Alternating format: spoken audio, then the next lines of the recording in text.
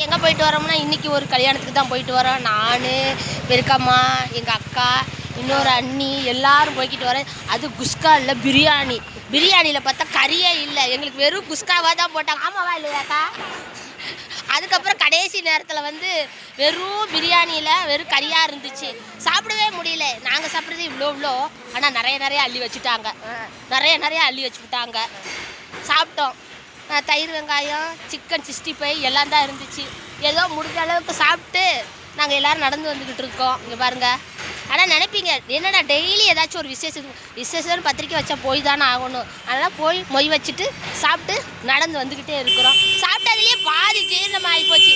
இதில் வேற ஒரு வீடியோ கூட எடுக்க விட வேண்டாம். பின்னாடி இருக்காங்க உருன்னு அடிக்கிறாங்க, அங்கிட்டு கருன்னு அடிக்கிறாங்க, ஒன்றுமே எடுக்க முடியல.